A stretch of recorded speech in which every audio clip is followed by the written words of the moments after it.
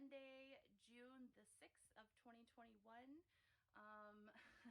I still need to post a video from yesterday. I did that one downstairs, kind of talking you through everything that I was working on, but this project has been kind of a multi-floor project the entire time.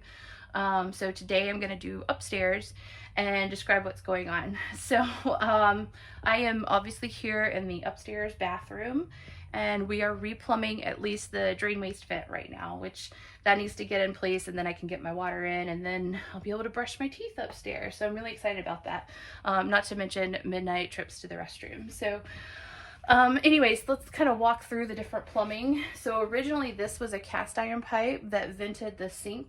125 years old. I would say that cast iron did a very good job, but it was just time to go. It was already showing signs of corrosion, questionable leakage. So yeah, we took it out. Pretty funny though to see me. The way I replaced it was, of course, I cut it in the attic, but then I stood here and shoved the pipe up until it got through the hole that I can't see and I can't access because I'm not taking any of this shiplap off to do that. So that was kind of entertaining, but nonetheless, we're good. It's up in the attic. I have one little tie-in to make to tie into the actual hole through the roof, and we're good. So one change that I did make though, instead of going back with exactly how it was laid out previously, at least when I got the house, this was a connection that you really can't do anymore for building code reasons, and building code is the crummiest we can legally build it, right? And it's there for a reason. In this case, it's a really good one.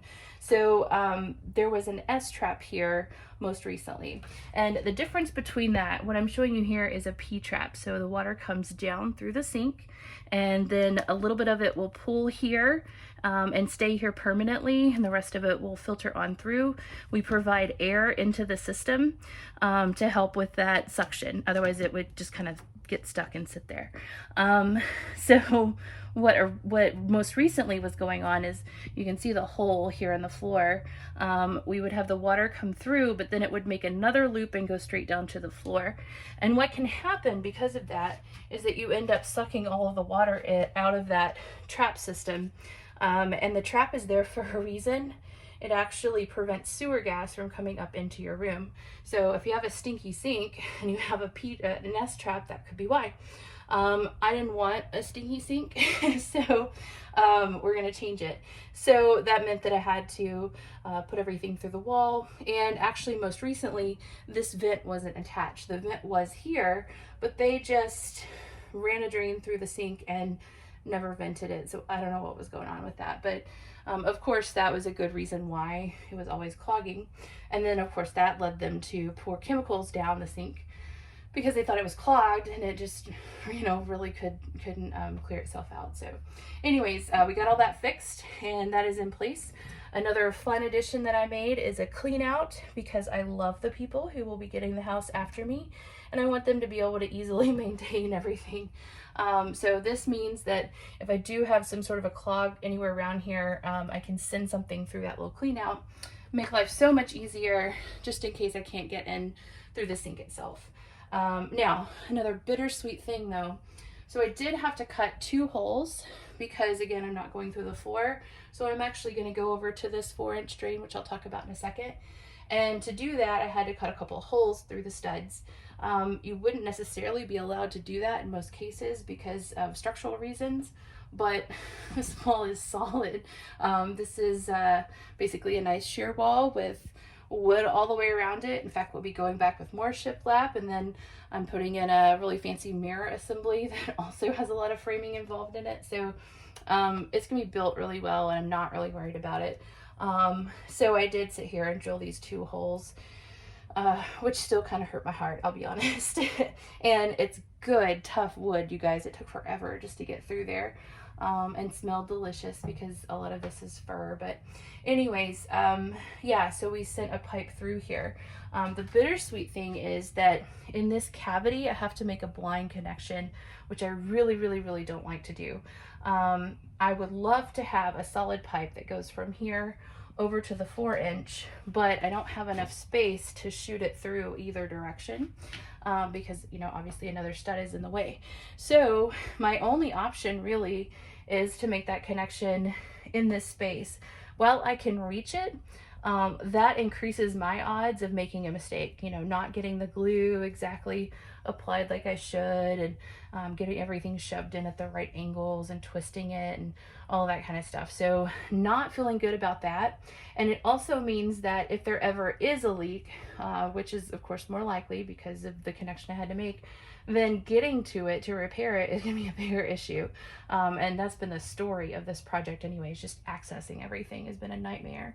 So what I think I'm going to do is actually cut out very neatly a piece of the shiplap, and reinstall it so that I can actually screw it back in place, and take it on and off whenever I need to.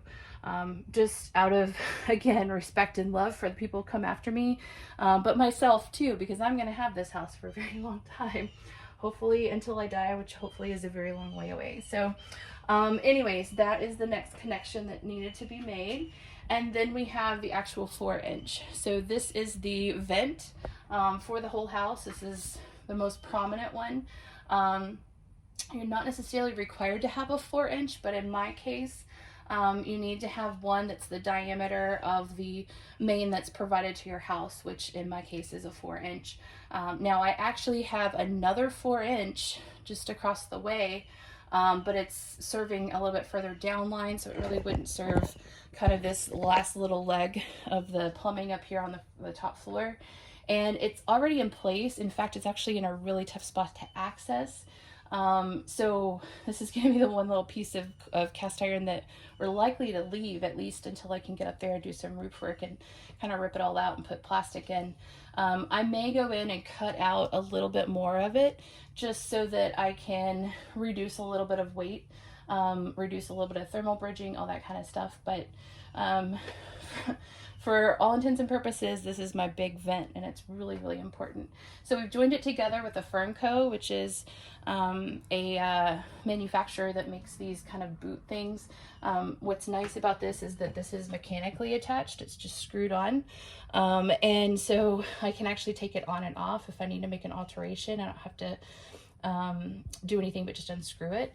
But you need to think about that when you're putting it in.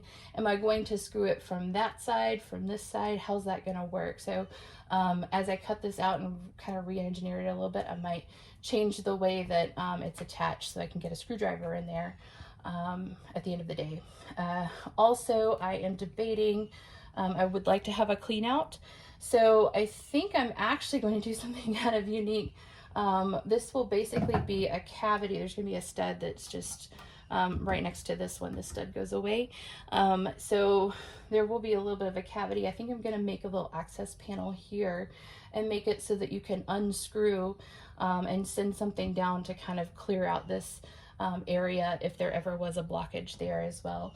Again, just thinking about the future and what could possibly go wrong, but you just really need to think about being able to access that and screw it and unscrew it and all that good stuff. So that's the next thing. This part was quite the challenge. So this is where it's actually, there's the top plate of the floor below me here. It basically has to make a jog to get down, and then it will go all the way down through the floor into the crawl space. But originally that was a kind of a curvy shaped piece. They don't make that piece anymore. In fact, you're not really supposed to join them that closely together. But this is mostly venting at this point, so I think it's going to be okay. I do have to kind of make that exception, but yeah, it was a little bit of a challenge. So that's why actually the hole is still in the floor. I just decided, you know, we had a lot of damage anyways from where the toilet wasn't very well attached, and so we had leaks and things. So over time, you know, we have to replace this flooring anyways. I'm gonna go in, I'm actually gonna put some reinforced plywood underneath and then put in new flooring again. But I went ahead and wanted to do this from up here. It's much harder to do on a ladder down below because it's really hard to reach into that space. So that is why we did that. So just to show you from the other direction what that looks like. This is again my office, but someday it might be a bedroom or craft room or something like that. Hopefully this kind of explains a little bit more. So we've got the sink on the other side. And by the way, that P-trap won't be what it eventually is. It's actually going to be a really pretty brass if I don't screw it up. It's here, so fingers crossed.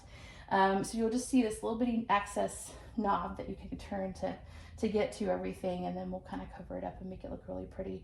I'm just going to put a chair in front of it, but I think like a dresser or something like that would normally go in front of it if it was a bedroom. And then over here is kind of showing you how it has to cut off at a very specific angle and all this other stuff. So that was quite a bit of work to get all of that fit together and make it all kind of work itself out.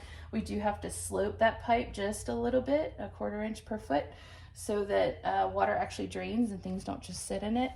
So that's been fun. It's been a long journey to get that done, up and down the stairs and everything else.